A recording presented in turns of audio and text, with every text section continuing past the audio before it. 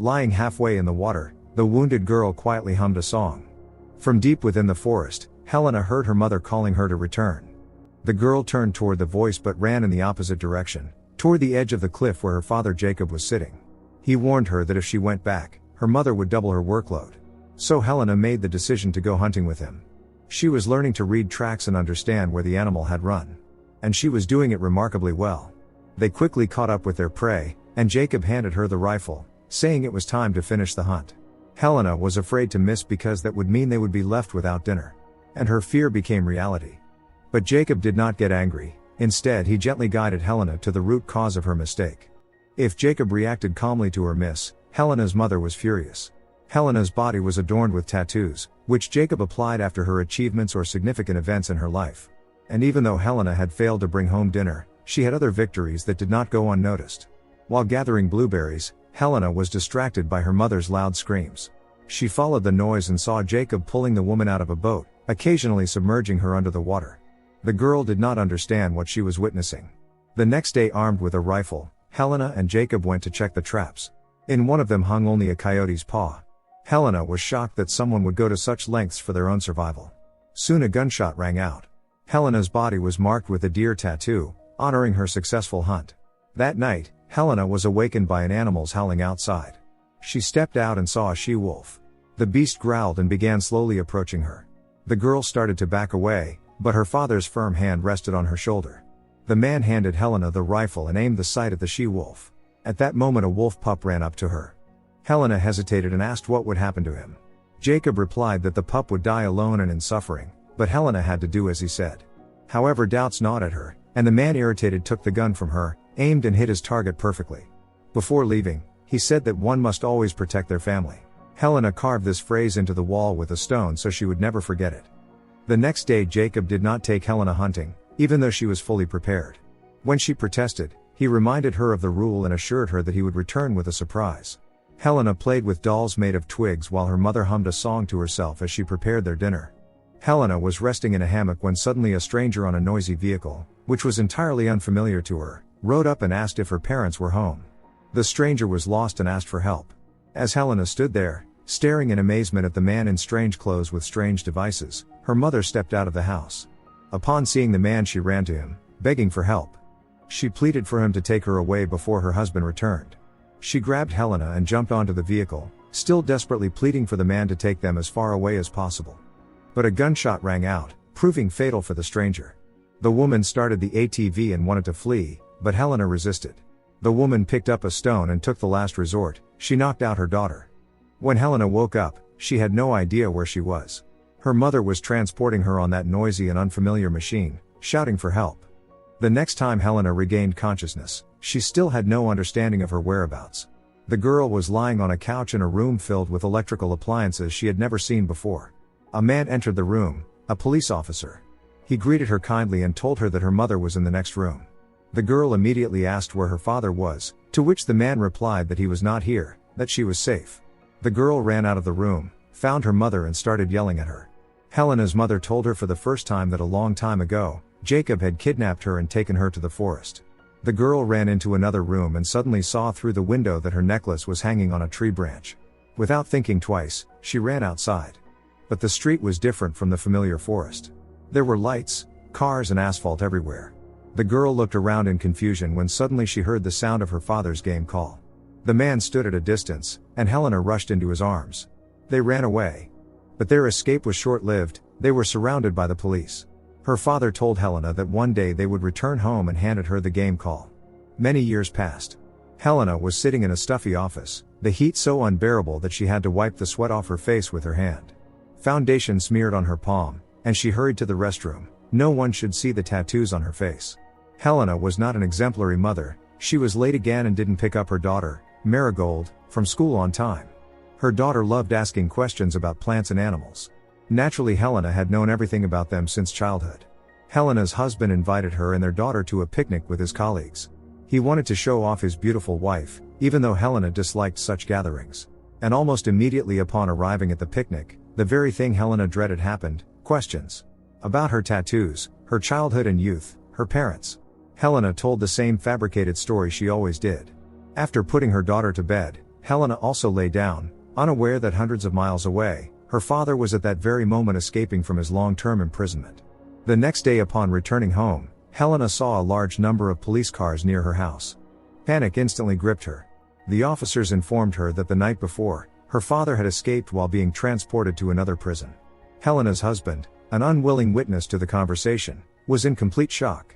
On television, every news channel was broadcasting reports about Helena's father, Jacob, known as the Marsh King. He had kidnapped Helena's mother and held her captive for 12 years. After her escape, Helena's mother was unable to adjust to life and 4 years ago voluntarily passed away. A police officer was stationed outside Helena's window. She called her husband but he refused to talk. He was upset that he knew almost nothing about her past. Helena retrieved her box of childhood mementos from the basement, her father's game call, the necklace, a hunting knife. She couldn't sleep.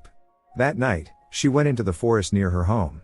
There, she felt at peace. It reminded her of her childhood. At that moment her father was drawing closer to her. The next day there was a knock on her door. It was the same police officer who had first helped her and her mother so many years ago. His name was Clark Beckham, and he was still with the police. Clark asked Helena how she was doing. But she had no energy to talk. Helena replied that her mother had hated her because she reminded her too much of the father and the 12 years of captivity. And Clark was connected to that past as well. The FBI requested Helena to come to the station, and Clark accompanied her for support.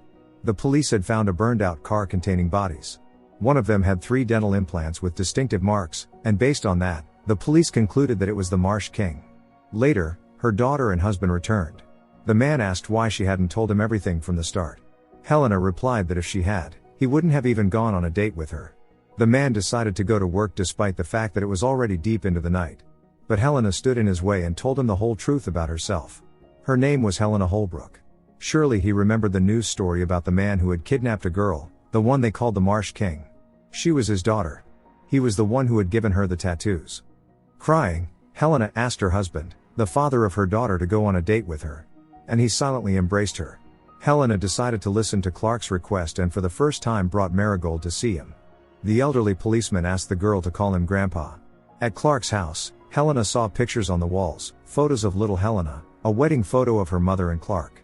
They looked at the family photographs together, chatted, and before saying goodbye, Clark suggested they meet more often. He also told Helena that Jacob had taken his people's beliefs and twisted them as he pleased. They drove home late in the evening. Suddenly a 3-legged coyote ran onto the road, forcing them to slam on the brakes. Luckily no one was hurt, but Helena found it very strange. That night, Helena woke up from a nightmare in which her father called her by her childhood nickname. She checked on her sleeping daughter. In the morning, Helena noticed clumps of soil on the floor. Something felt off. Her childhood tracking skills kicked in. It turned out that Marigold had brought in the dirt on her sneakers. At the market, Helena ran into an old acquaintance who suggested that their children play together over the weekend. Suddenly in the crowd, Helena spotted a man who vaguely reminded her of her father. She rushed after him, but he seemed to vanish into thin air. Helena decided not to sit idly by. She set up wire with a bell around the house, which would ring if someone accidentally triggered the trap. At night, she checked all the locks on the doors and latches on the windows. She kept listening intently to the sounds outside. When Marigold fell asleep after her bedtime story, Helena decided to go through the photographs of her mother that Clark had given her. But the warmth of the memories was interrupted by the sound of the bell. A visitor had arrived uninvited. Helena immediately found her hunting knife and stepped outside. Suddenly she saw a rabbit's carcass hanging from a bush. But then she was distracted by the sound of the door closing inside her house. But it was just her husband, returning from work. She couldn't sleep that night, so called Clark and shared her concerns. Clark urged Helena not to lose herself in this situation and to try to forget about her father. The next day, Marigold called for her mother to help find her backpack. Suddenly Helena noticed twig dolls placed near her daughter's bed. And then she knew. Her father had been inside their home. Helena took Marigold to school and made her promise to wait for either mom or dad to pick her up, not to leave with anyone else. Helena took the twig dolls, stopped by her husband's workplace, kissed him goodbye and asked him to trust her. Then she made a decision. She was going back to where it all began. The journey was long. First a long drive. Then she inflated a boat, took her knife and paddled through the marsh. Finally she reached her childhood home. The cabin showed signs of abandonment. Helena placed the twig dolls on the windowsill and got lost in thought. Then from behind her, she heard her father's voice. He called her by the nickname he had given her as a child. The man invited her to take a walk. Helena asked how he had found her, to which he replied that he had never lost her. Jacob asked about his granddaughter, but Helena refused to speak of her. He reproached her for not visiting him all these years. But he had visited them. He had seen that his granddaughter looked just like her grandmother. Then he pointed to a canoe, saying that the three of them would cross the Canadian border together and be a family again. But Helena replied that she already had a family. Yet Jacob did not give up on convincing his daughter. He reminded her how good life had been here. But Helena remembered that it had been good for everyone except her mother, whom he had kidnapped and kept here. To that, Jacob replied that her mother had lied, and that once upon a time she had willingly run away into the forest with him. But Helena had firmly decided that everything would remain as it was now. The man hugged his daughter, and Helena slowly walked toward the road. Suddenly Clark emerged to meet her. Helena offered to tell him everything on the way to the car, but they did not get far. Jacob appeared from behind the trees, and gunfire erupted. Helena tried to help Clark, but it was impossible. Taking advantage of Helena's panic, Jacob took Clark's weapon from his lifeless body, pulled out the girl's knife, and dragged her into a pit, the very one he had used to punish Helena many years ago. Helena looked around and saw the inscriptions on the walls, the ones she had scratched as a child. One of them read, "Always protect your family." Helena remembered how her mother, despite the father's prohibition, had pulled her out of the pit and comforted her. The memories of her mother gave Helena strength, and she tried to climb out of the pit. It didn't work the first time, but eventually she succeeded. Helena rushed to Clark, crying and begged for his forgiveness. Then she ran to the stash where her father kept his weapons. Helena remembered everything her father had once taught her. She realized that he was on a boat, and he had taught her that all rivers were winding. Soon Helena caught up with her father, took aim and fired. But she missed. He reacted instantly and jumped off the boat into the water. Helena pulled the boat ashore. Following her father's blood trail, she determined where he had gone, to the swamp. Broken blades of grass, startled birds, Helena saw every trace of her father's presence. But he had never taught her that someone could hide in the swamp and shoot from cover. Jacob asked Helena why Marigold needed a mother who was rotting at the bottom of the swamp. She needed her, and Helena had to think about what was best for her daughter. He put handcuffs on Helena and ordered her to show him the boat she had arrived in. She had no choice.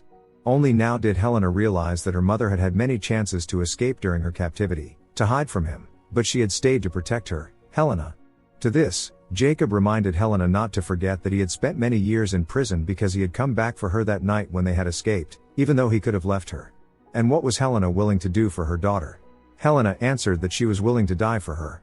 She walked to the edge of the cliff and stumbled, hanging onto a tree root. She asked Jacob for help, and at that moment she grabbed him with the handcuffs, and they both fell off the cliff into the river. Lying half submerged in the water, Helena softly hummed a song. She closed her eyes and remembered reading a bedtime story to her daughter. The very same story her mother had once read to her. Suddenly Helena came to. But so did her father. She reached for a gun, but at the same moment he reached for another. Before she pulled the trigger, Helena managed to tell him that she had learned his lesson, to always protect her family. Helena crawled out of the water and set off home to her family. Now she knew she could always protect them and that the past would no longer stand in the way of her future. Don't forget to subscribe to our channel not to miss more exciting new products. Also, the authors will be pleased if you leave your opinion in the comments.